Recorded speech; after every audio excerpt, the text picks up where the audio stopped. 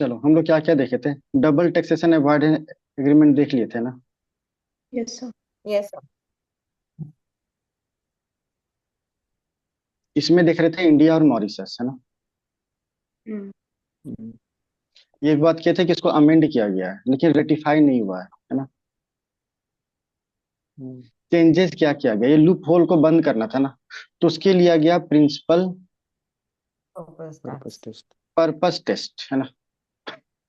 तो principal purpose क्या था कि लूप होल को बंद करें या टैक्स अवॉइडेंस को या फिर जो भी हो, उसको खत्म करना है ना। तो क्या इसको कैसे बंद करेगा, तो बोला ना कि टैक्स बेनिफिट उस केस में अप्लीकेबल नहीं होगा यदि जो क्या कहते हैं, जब एक मिनट को, पर्पस हाँ, टैक्स इवेजन का यदि, हो। हाँ, जब यदि यदि इसका प्रिंसिपल पर्पस ही यदि ये है कि हम टैक्स ड्यूटी बेनिफिट ले सकें ना, ठीक है, या ड्यूटी हमको ना देना पड़े, ठीक है, ड्यूटी अवॉइड कर सके देना। यदि प्रिंसिपल पर्पस मेरा वो है तो उसमें टैक्स अवॉइड ये काम नहीं करेगा, ठीक है, टैक्स बेनिफिट नहीं मिलेगा। ये ठीक है, हम्म, यस। पहला। और दूसरा क्या बोला, ये बोला कि base erosion and profit shifting से कंप्लायंट हो जाएगा। बताता हूँ आगे, base erosion and public shifting, ठीक है, ये क्या होता है, प्रॉफिट शिफ्टिंग। ठीक है यहाँ तक। Yes sir. Yes sir. Yes sir. चलो अब आते हैं बेस इरोजन और प्रॉफिट शिफ्टिंग। ये तो पता होगा ना सबको, तो ये खाली रिपीट ही हम्म, करना है ना। हम्म। क्या होता है, एक स्ट्रेटजी है टैक्स प्लान करने का, है ना। क्या है, इसे मान लो कंट्री इंडिया है और सिंगापुर है। यहाँ पे टैक्स कितना है, 10%, नहीं यहाँ पे 20% मान लो। और यहाँ पे टैक्स है मात्र 7%। ठीक है। तो क्या करती है एमएनसी कंपनी कि ऑपरेशन इसका यहाँ पे है ना, लेकिन ये प्रॉफिट को शिफ्ट कर देती है यहाँ पे। क्यों, क्योंकि कम टैक्स देना पड़ेगा, है ना। 7% ही टैक्स हम्म, देना पड़ेगा, 20% नहीं। तो क्या हुआ कि प्रॉफिट शिफ्ट हो गया ना, जबकि ऑपरेशन कहाँ पे हो रहा है, इंडिया में। किसी को बोलते हैं बेस इरोजन और प्रॉफिट शिफ्टिंग। समझ में आया। हम्म, यस सर। ठीक है। तो क्या करती है, टैक्स रूल्स को एक्सप्लॉइट कर रही है, टैक्स गैप्स को एक्सप्लॉइट कर रही है। अच्छा, इससे याद आया, किसी को वोडाफोन केस याद है क्या, क्या था वोडाफोन केस। Yes sir. मैं बताता हूँ, हाँ, वोडाफोन शेल आइडिया केस था क्या। कंपनी। नहीं नहीं, सेल सब्सिडियरी कंपनी कंपनी। नहीं था। नहीं नहीं, वो सब नहीं था, वोडाफोन सीजीपी कंपनी वाला। थी। ठीक है। और एक हचीसन कंपनी था। हाँ। हम्म, ठीक है। ये हांगकांग बेस्ड थी। इसका हम्म, बिजनेस था इंडिया में भी, है ना। या तो पहले हच कंपनी चलता था ना, हच का टावर। ठीक है। वो पग डॉग। हाँ ठीक है, हाँ जो भी, हाँ वही पकड़ो, ठीक है। तो हच का टावर चलता था, वो हच इंडिया में भी था। वोडाफोन भी इंडिया में ऑपरेट करता था। तो वोडाफोन ने क्या किया ना कि इस हच कम जो हचीसन कंपनी है, इसमें 65% लगभग, अप्रोक्स है, मुझे एग्जैक्ट याद नहीं है, ठीक है, 65% स्टेक एक्वायर कर लिया। ठीक है। अब 65% स्टेक, ये स्टेक एक्वायर कर लिया, इसका मतलब मेजर कंप किसके पास चला गया, वोडाफोन के पास चला गया ना, मेजर ओनरशिप। और ये कंपनी का बिजनेस इंडिया में भी चल रहा है। तो ऑब्वियसली हम्म। इंडियन कंपनी का जो ये था, ये पार्टनरशिप इसके पास चला गया। अब ये टोटल कुछ $10 बिलियन से ज्यादा में हुआ था।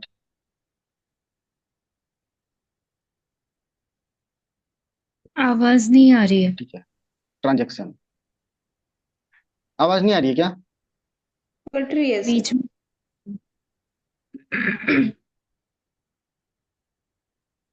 अभी ठीक है। हम्म। ठीक है। हाँ ठीक है। तो क्या था कि $10 बिलियन में ट्रांजेक्शन हुआ दोनों का, ठीक है, इन दोनों खरीदने का। लेकिन इसमें इंडिया को क्या मिला, कुछ नहीं, नो टैक्स। ठीक है। इस केस में इंडिया क्लेम किया कि हमको कुछ टैक्स मिलना चाहिए, जो भी था 2,000 करोड़, 9,000, जो डाटा मुझे याद नहीं है, ठीक है, जो भी है, कुछ मांगा कि मुझे यहाँ पे कैपिटल गेन टैक्स है, ठीक है। और ये देने से मना कर दिया क्योंकि उस समय ये प्रोविजन नहीं था। तो हाई कोर्ट ने इसको इनकम टैक्स डिपार्टमेंट के फेवर में दिया कि टैक्स कलेक्ट कर सकते हैं। लेकिन सुप्रीम कोर्ट ने इसके अगेंस्ट दिया कि जो एग्जिस्टिंग प्रोविजन है उसके अकॉर्डिंग वोडाफोन को कोई टैक्स देने का जरूरत नहीं है। ठीक है। इसके बाद गवर्नमेंट ने रेट्रोस्पेक्टिव लॉ ले आया था। ये कौन से आर्टिकल के अंदर आया हुआ रेट्रोस्पेक्टिव टैक्स देने का प्रोविजन? 20 आर्टिकल 20। 20 क्या था? 20 कन्विक्शन को लेकर उसमें है ना क्या है? बोलो क्या एक्स है? पोस्ट फैक्टो, 3 हाँ, ex provision. Post facto law. सही सेल्फ, बात हाँ, है। सेल्फ इंक्रिमिनेशन नहीं है, right to self incrimination. Ex post facto law, ठीक है, वो सब था उसमें, ठीक है। डबल जियोपार्डी याद आ रहा है? उसके अंदर में रेट्रोस्पेक्टिव हाँ। टैक्सेस का लॉ बनाया, ठीक है। और इसको बोल दिया बाद में रिप्रेसिव लॉ, ठीक है, जो भी बोल दिया कुछ टर्म्स, टैक्स टेररिज्म, ये सब चीज यहाँ से आने लग गया था। ठीक है, ये केस था पूरा। अब समझ में आया कि क्यों जरूरत था बेस इरोजन, प्रॉफिट शिफ्टिंग, ये सब चीजों का, क्यों मतलब ये सब रूल इवॉल्व कैसे हो रहा है। Yes sir. ऐसे कोई रिलेशन तो नहीं है जो मैं बताया, बस ऐसे कहानी है, ऐसे में कहीं भी काम आ जाए शायद लिखने में। ठीक है, तो हम लोग बेस इरोजन प्रॉफिट शिफ्टिंग पे थे। ठीक है, ये हो रहा था। अब इसको देखते हुए गवर्नमेंट ने लाया इक्विलाइजेशन लिवाई। ठीक है, मतलब वो डिजिटल कंपनी जो इंडिया में ऑपरेट करती है लेकिन मैक्सिमम चीज जो सो दूसरे कंट्री में है ना, जैसे सिंगापुर में है चाहे यूएसए में है, इनको टैक्स करने के लिए, ठीक है, इक्वलाइजेशन लिवाया। ठीक है, और फिर क्या है, इक्वलाइजेशन लिवा के बाद क्या है, ग्लोबल मिनिमम कॉर्पोरेट टैक्स।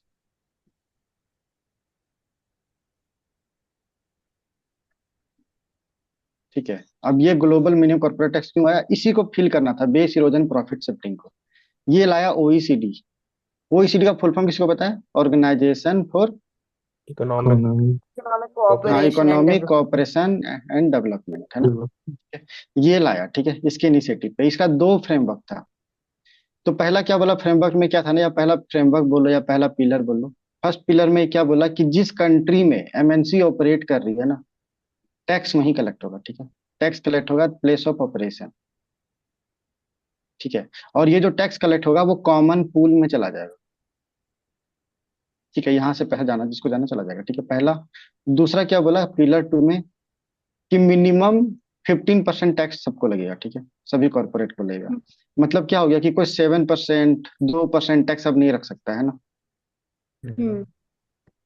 समझ में आया? तो ये मिनिमम 15% टैक्स, और ये एमएनसी वाला ये आ गया कि जहाँ पे ऑपरेट कर रहा है वहां पे लगेगा। ठीक है, इसका तुमको क्या लगता है, इंडिया साइन किया हुआ इसको? No sir. हाँ यार, क्यों नहीं साइन करेगा, इंडिया इक्विलाइजेशन लिवाई साइन लगा रहा था इसीलिए तो। तब ये क्या कहते हैं, ये जो लूप होल्स था ये फिलअप हो रहा है कि हम टैक्स कर सकते हैं। हमको जो जहां ऑपरेट कर रहे थे, इंडिया में यदि गूगल ऑपरेट कर रहा है तो इंडिया में गूगल को पैसा देना पड़ेगा ना। समझ में ऐसे आ रहा है कुछ कि था ना नहीं आ सर, रहा है एक बार? मतलब इंडिया में एक एक सर बार हट गया और था कोई, रिपीट कौन सा कर था? दीजिए। ठीक है, बस पूरा कर देता हूँ। बेस इरोजन प्रॉफिट शिफ्टिंग समझ में आया था? Yes sir. हाँ, बस आ था। गया। चलो बेस इरोजन प्रॉफिट शिफ्टिंग से ही बिल्ड करते हैं, ठीक है। बेस इरोजन प्रॉफिट शिफ्टिंग में क्या हुआ कि एमएनसी जानबूझ करके लोअर टैक्स जहां लग रहा था वहां बेस ट्रांसफर कर दिया ना। और लेकिन ऑपरेशनलाइज हो रहा है मेन कंट्री से, मान लो इंडिया में, ठीक है, यहाँ ऑपरेशनलाइज कर रही है। तो इंडिया क्या चाहेगा, ये पैसा इसको मिलना चाहिए था ना, कि तुम यहाँ ऑपरेशन कर रहे हो तो यहाँ पे टैक्स दो। पैसा तुम यहाँ ले जा रहे हो तो बोला कि हम इसको टैक्स करेंगे, ठीक है, अंडर राइट टू टैक्स। ठीक है, और इस टैक्स करने के लिए लेके आया प्रोविजन जिसका नाम रखा इक्विलाइजेशन डिवाइस। ठीक है, अब क्या है, यहाँ पे ग्लोबली कंसर्न हो रहा था, सिर्फ इंडिया में ही थोड़ी ना, और भी कंट्री तो ऐसा हो रहा होगा ना, जैसे ऑस्ट्रेलिया है, ठीक है, चाहे ईयू है, अफ्रीका है, चाहे जो भी है, साउथ अमेरिकन कंट्रीज है, वहां भी तो ये कंसर्न हो रहा होगा ना। तो ये कंसर्न को देखते हुए organisation for economic cooperation and development, इसने फ्रेमवर्क डेवलप किया जिसका नाम रखा global minimum corporate tax, corporate tax framework, ठीक है, ये डेवलप किया। अब इसमें क्या बोला कि देखो क्या इशू था कि यहाँ ऑपरेट करता है लेकिन प्रॉफिट यहाँ टैक्स कर रहा है। तो क्या बोला, टैक्स जो कलेक्ट होगा वो कहाँ कलेक्ट हो रहा है, जहां ऑपरेट हो रहा है ना, तो राइट टू टैक्स मिला। समझ में आया? Yes sir. पहला। और दूसरा कि मिनिमम 15% तो तुमको टैक्स देना ही पड़ेगा, मतलब कि कोई भी कंट्री 15% से कम टैक्स नहीं रख सकती। तो शिफ्टिंग वाला चांसेस खत्म हो जाएगा ना, जैसे कि मान लो मेरा भी 16% है और सिंगापुर में 15% है, तुमको लगता है कि 1% के लिए शिफ्ट करेगा कोई? ओ, ठीक है, तो ये प्रॉफिट शिफ्टिंग खत्म हुआ, बेस इरोजन खत्म हुआ। समझ में आया? अब समझ में आया कि नहीं आया? हम्म किसी को Yes, sir. ऐसा जो नहीं आया?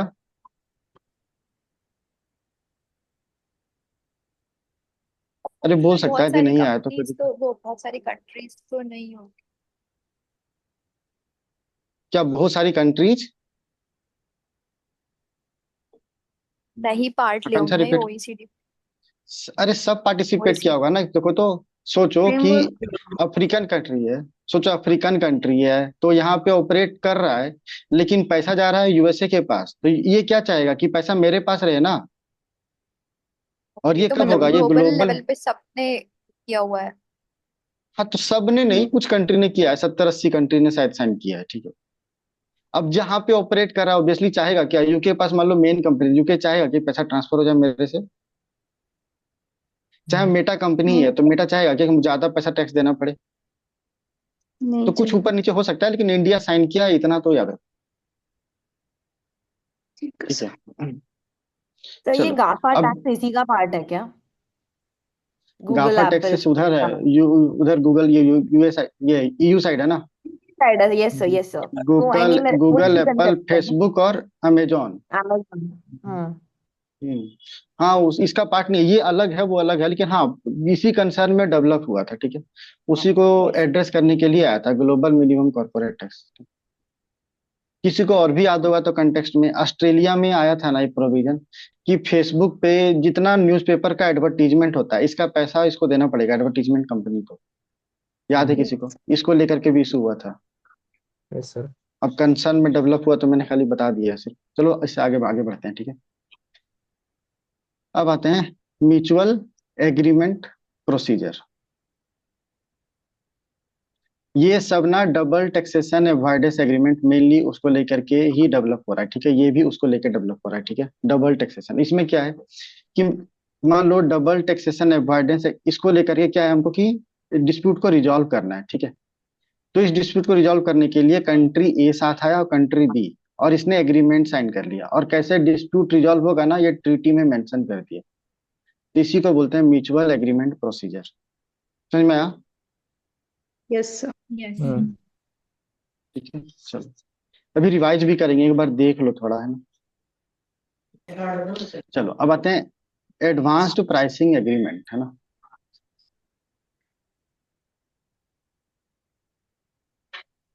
देखो नाम ही है ना कि एडवांस्ड प्राइसिंग। अच्छा, इसके पहले दो चीज टर्म देख लो।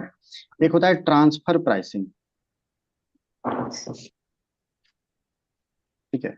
और एक टर्म होता है arms length principle of pricing. कुछ लिखने का जरूरत नहीं है, सब लिखा हुआ है, ठीक है। Please don't write. दो टर्म है।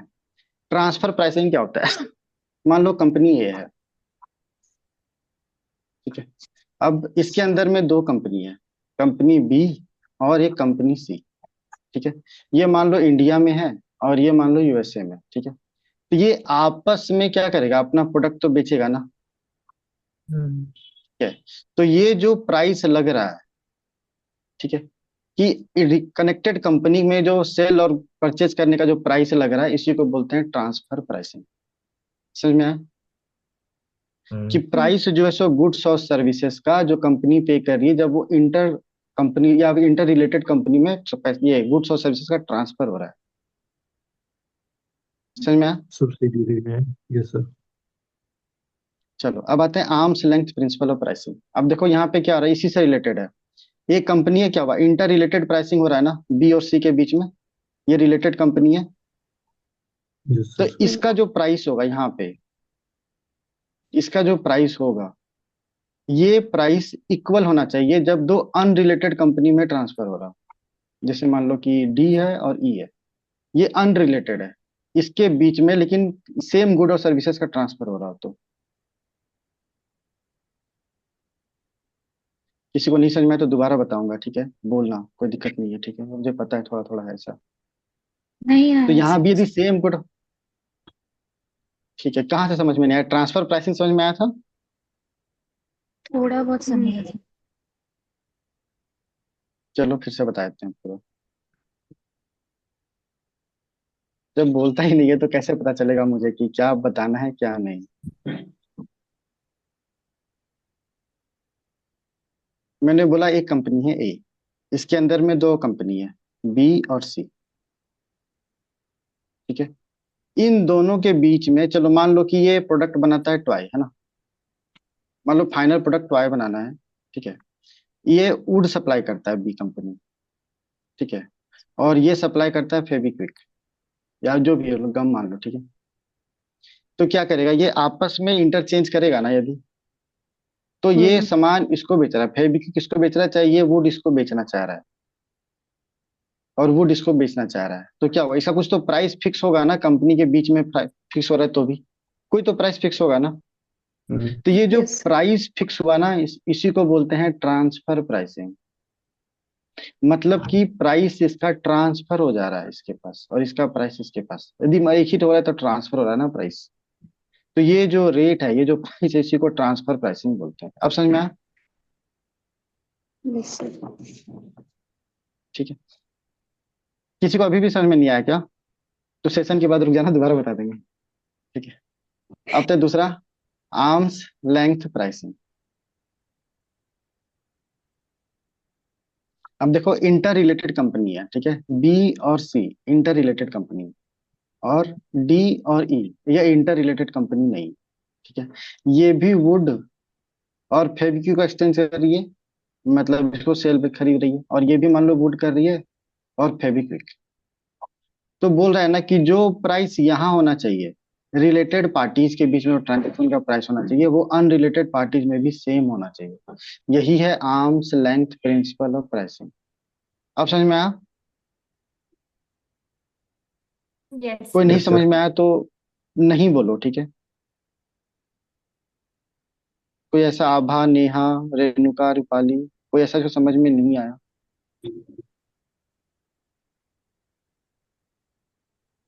चलो ठीक है, कोई कुछ बोल ही नहीं रहा। आगे आगे ठीक से है, आ समझ गया, तो समझ में आ गया। ठीक है। ये चलो तो आर्म अब लेंथ देखते हैं। रूल है ना। हाँ, आर्म लेंथ दो दो के बीच में है ना, ठीक है, तो एक बार और ये भी दिखाएंगे रिवाइजन, तो उसमें भी दिखाएंगे। अब देखते हैं एडवांस्ड प्राइसिंग एग्रीमेंट, ठीक है। मतलब क्या है, देखो नाम से ही पता चल रहा है ना कि हमको प्राइस पहले ही पता चल जाएगा, है ना, नाम तो ही कर रहा है ना। तो किसके बीच में होता है? टैक्स पेयर के बीच में और टैक्स अथॉरिटी के बीच में। टैक्स अथॉरिटी कौन होगा? जनरली गवर्नमेंट, है ना। टैक्स पेयर कोई भी हो सकता है, ठीक है। तो इन दोनों के बीच में एग्रीमेंट साइन हुआ, ठीक है। किस में, सब किसके, कौन से केस में साइन होता है? तो ट्रांसफर प्राइसिंग को लेकर के, ठीक है, कि इस केस में मेथड ऑफ प्राइसिंग क्या होगा। यहां तक ठीक है। क्यों साइन होता है? Yes sir. क्योंकि कंटिन्यूटी बनी रहेगी, है ना। ये टैक्स प्रेडिक्टेबल रहेगा ना टैक्स पेयर के लिए कि हमको इतना ही पैसा देना है, यस सर। ठीक है। और ये एडवांस में बता देता है ना कि आर्म्स लेंथ प्राइस क्या होगा। हाँ। ये भी तुमको पता चला? हाँ बोलो, क्या बोल रही है? कोई बोल रहा है, बताओ। नहीं सर। ठीक है, चलो। अब ये जो एग्रीमेंट साइन होता है ना, ये 5 इयर्स के लिए होता है, ठीक है।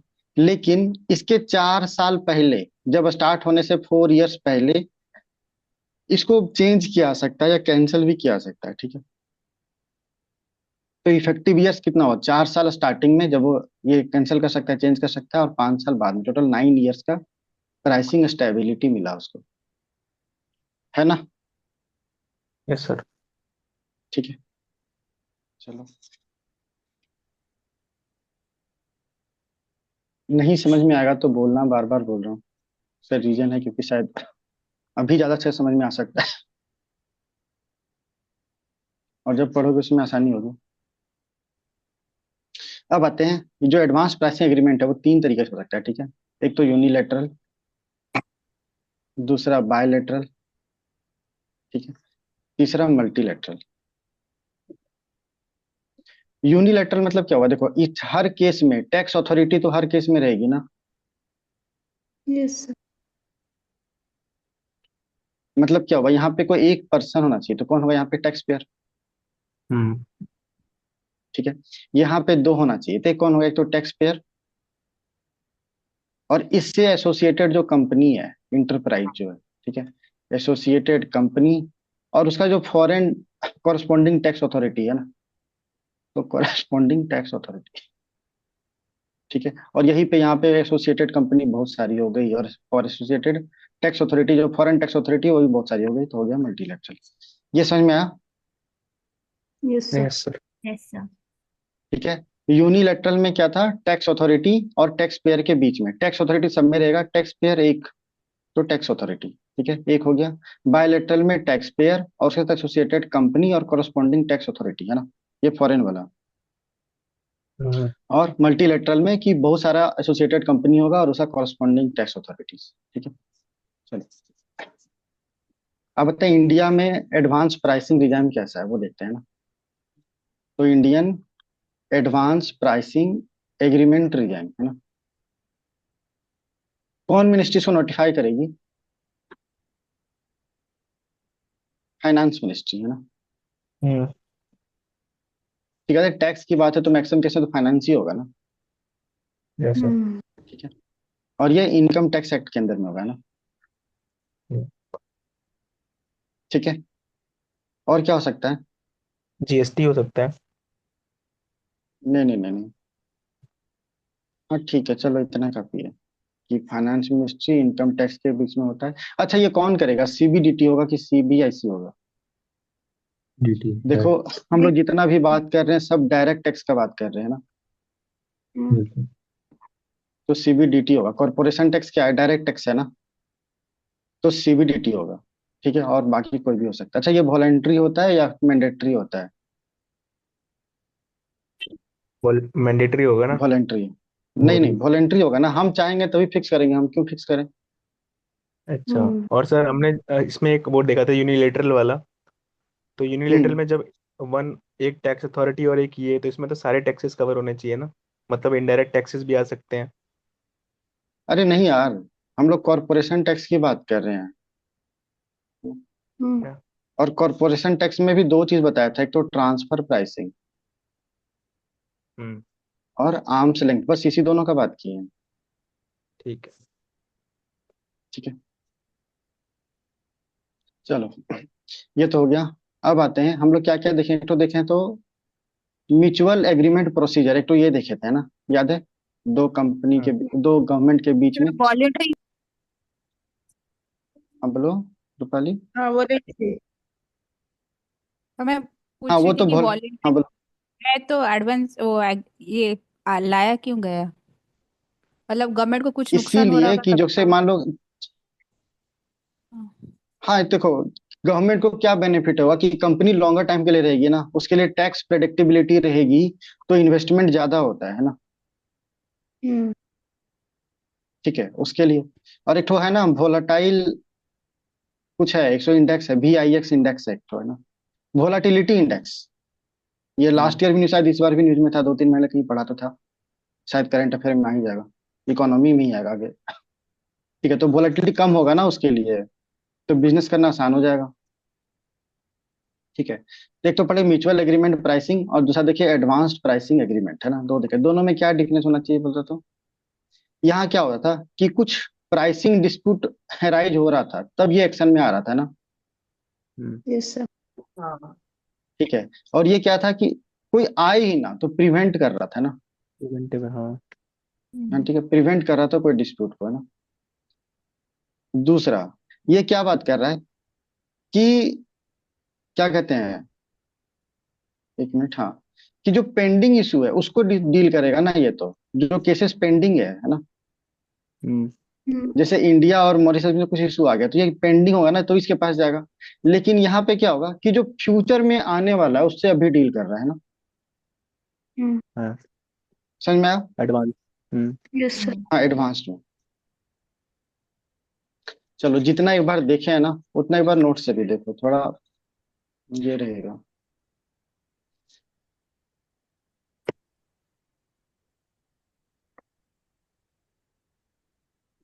क्या क्या देखे थे हम लोग आज? Fiscal policy, expansion, contraction, counter cyclical ना। फिर वाटरफॉल, एजाइल, ये फिक्स था, ये चेंजिंग है ना। बजट फर्स्ट वाला, James Wilson, R K Chetty, एक वर्थ कमीशन विवेक देवराय है ना। Yes sir. फिर budget division, department of economic affair, halwa ceremony, head कौन करता है? चीफ इकोनॉमिक एडवाइजर है ना। फिर मिनिस्ट्री ऑफ फाइनेंस का ब्रांच देखे थे, डिपार्टमेंट इकोनॉमिक अफेयर, एक्सपेंडिचर, ठीक है, दो तो ये हो गया। Financial services, Deepam, public enterprises, revenue है ना। रिवेन्यू में ही दोनों आ जाएगा, CBDT, central board of direct CBI taxes, और दूसरा होगा central board of indirect taxes and custom, दोनों आ जाएगा, ठीक है। फिर देखिए टाइप ऑफ बजट में surplus, deficit, performance, outcome, zero, gender, interim, vote on account है ना। फिर यहाँ देखिए रिसिप्ट में revenue, capital, non tax, tax, tax, direct और इनडायरेक्ट है ना। अभी हम लोग डायरेक्ट देख रहे हैं, loan recovery, other, borrowing. Revenue में ये सब देखना, अभी तो देखेंगे, ठीक है। फिजिकल डेफिसिट देखे थे, total revenue minus total expenditure excluding borrowing है ना। ये तो किसी एक फाइनेंशियल ईयर के लिए। फिजिकल डेफिसिट में से क्या घटा रहे थे? इंटरेस्ट पेमेंट है ना। Yes sir. रिवेन्यू डिफरेंट क्या था? रिवेन्यू जो हम लोग, बताओ, expenditure, expenditure minus receipt. Receipt, effect में ये हटा रहे थे, क्या हटा रहे थे? ब्रांड। अरे, कैपिटल क्रिएशन। कैपिटल फॉर्मेशन के लिए जो वो दे रहे थे, लोन। ग्रांट दे रहे थे, हाँ। लोन नहीं, ग्रांट। ग्रांट। ठीक है। Physical responsible budget management act, इसमें देखे थे इंटरजेनरेशन इक्विटी होना चाहिए फिजिकल मैनेजमेंट के लिए, कोऑर्डिनेशन होना चाहिए फिजिकल मॉनेटरी पॉलिसी का, लॉन्ग रन में मैक्रो इकोनॉमिक स्टेबिलिटी होना चाहिए, ट्रांसपेरेंसी होना चाहिए।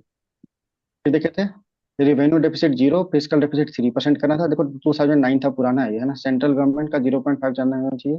सेंट्रल गवर्नमेंट बोरो नहीं कर सकता, मनी प्रिंटिंग जैसा फिजिकल डेफिसिट मैंने के लिए नहीं अलाउड नहीं था, है ना। और गवर्नमेंट डॉक्यूमेंट प्रेजेंट करता था। फिर देखे थे इसका रिव्यू कमेटी, तो डेप्ट मैंने फिजिकल रिस्पॉन्सिबिलिटी एक्ट बोला था। फिजिकल डेफिसिट का बोला था रेंज होना चाहिए, टारगेट नहीं। ऑटोनोमस फिजिकल काउंसिल सेटअप करना था। Debt to GDP ratio 60%, 40% central, state government का 20 है ना। फिर स्किप क्लॉज था, है ना। National security, national calamity, agriculture collapse हो तो ये सब, ठीक है। फिर फर्स्ट फाइनेंस में देखे थे केसी नियोगी, एनके सिंह। फिफ्थ और 14th ये स्पेशल कैटेगरी स्टेट्स वाले। 15th में देखे थे 41% और 1% जम्मू एंड कश्मीर। अच्छा, यहाँ पे एक तो बोला था ना कि डिफेंस के लिए परमानेंट फंड सेटअप करने के लिए, किसको याद है? ये टर्म ऑफ रेफरेंस का पार्ट था, किसी को याद है क्या? अच्छा, 15 नॉन फाइनेंस लैब। ये भी बोला था मिलेनियम, ये भी बोला, हाँ ये नॉन लैप्सेबल होगा, ये भी बोला था ना। फिर ये भी बोला था मिलेनियम सिटी डेवलप करने के लिए, किसी को पता है? यस। ठीक ठीक है, आगे कहीं आएगा तो दोबारा बात करेंगे इसमें, ठीक है। चलो, फिर Laffer curve, tax elasticity, tax buoyancy. Elasticity में टैक्स रिवेन्यू और टैक्स रेट है ना। मैंने बताया था डेल्टा मतलब मैं चेंज लिखता हूँ, है ना। Tax buoyancy, delta tax revenue और चेंज इन जीडीपी है ना। टैक्स हॉलीडे, तो freedom from paying tax for given time. Tax expenditure में revenue forgone due to tax proposal, है ना। इंसिडेंस इम्पैक्ट, डायरेक्ट और इनडायरेक्ट, है ना। Fiscal drag, fiscal glide, fiscal slippage, tax deduction है सोच, देखो एक लाइन में लिख दिया मैंने एम्प्लॉयमेंट, है ना। और टैक्स कलेक्शन तो एक लाइन में लिख दिया डिवाइड बाय द सेलर, ठीक है।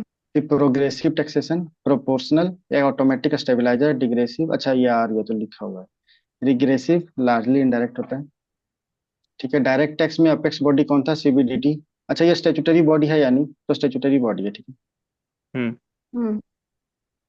ठीक है। फिर से कुछ डायरेक्ट टैक्स देख रहे थे, इसमें personal tax, corporation tax, corporate tax, इसमें देखा डबल टैक्सेशन अवॉइडेंस एग्रीमेंट। फिर इंडिया एंड मॉरिशस का प्रिंसिपल पर्पस टेस्ट, ठीक है। Base erosion and profit shifting, equalisation levy, mutual agreement procedure, advance pricing agreement, ठीक है। फिर टाइप में unilateral, bilateral, multilateral, Indian APA regime, ठीक ठीक है। फिर ट्रांसफर प्राइसिंग और arm's length principle of pricing. देखो वही लिखा होगा ना, price agreed in transaction between two related parties should be equal to, ये मस्ट होना चाहिए, ठीक है, मस्ट है यहाँ पे, कि price agreed in comparable transaction between two unrelated parties. अब तो समझ में आ गया होगा ना थोड़ा सा, हम्म ठीक है। चलो डिफरेंस देखे थे, है ना। अब चलो आते हैं आगे।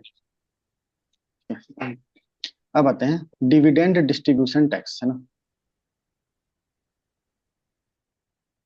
डिविडेंड क्या होता है, कोई एग्जैक्ट टर्म में बता सकता है तो? जो कंपनी की अर्निंग होती है उसमें से शेयर होल्डर को जाता है उसका शेयर। प्रॉफिट में से जो डिविडेंड क्या मिलता होता है? प्रॉफिट है वो मिलता है। प्रॉफिट होता है। जैसे मान लो कि हाँ, जैसे कंपनी है, इसका शेयर एक पर्सन है जिसने 10 शेयर खरीद के रखा है, 10 शेयर, है ना। तो कंपनी का जो प्रॉफिट हुआ, इसका कुछ पार्ट यदि कंपनी डिसाइड करती है कि डिस्ट्रीब्यूट करेंगे ना, तो ये हो गया डिविडेंड, है ना। और ये डिविडेंड किसको जाता है? शेयर होल्डर को जाता है, और उस रेशियो में जाता है जिस रेशियो में उसके पास शेयर है, ठीक है।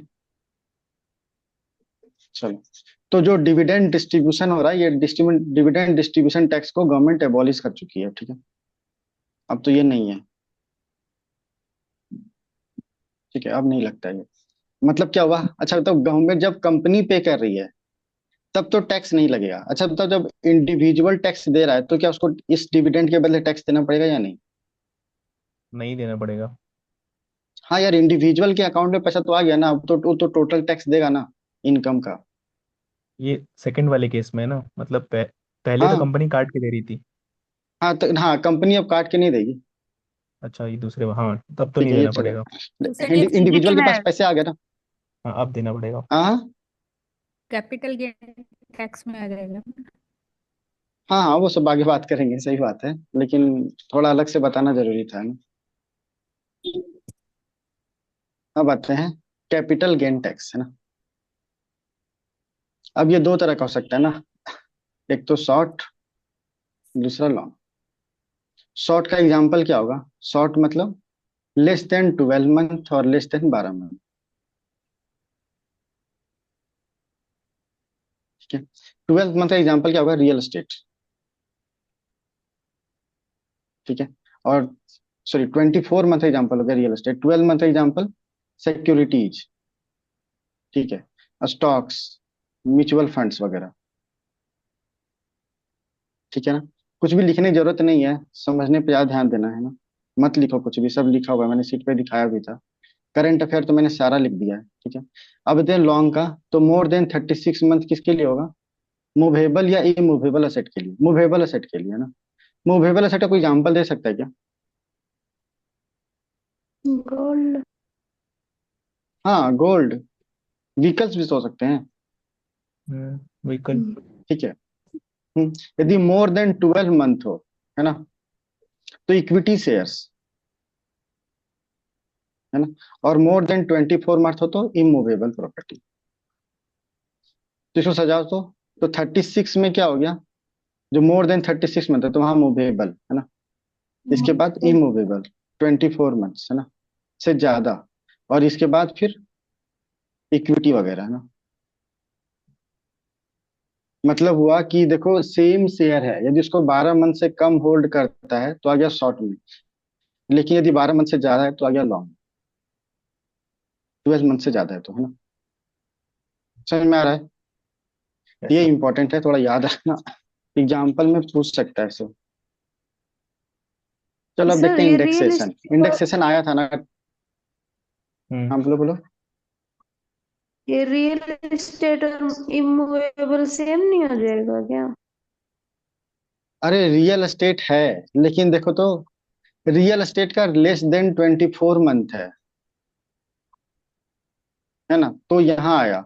मोर देन 24 मंथ है तो आ गया लॉन्ग टर्म। अच्छा ठीक है। समझ में आया? यस। ठीक है, चलो। अब आते हैं इंडेक्सेशन। इंडेक्सेशन क्या होता है? हम लोग तो टेस्ट में आया था, बात भी कर रहे थे। इन्फ्लेशन के रिस्पेक्ट में इन्फ्लेशन उसकी को वैल्यू एडजस्ट देखते हैं। करना। हाँ, कि इन्फ्लेशन एडजस्ट कर लेते हैं ना।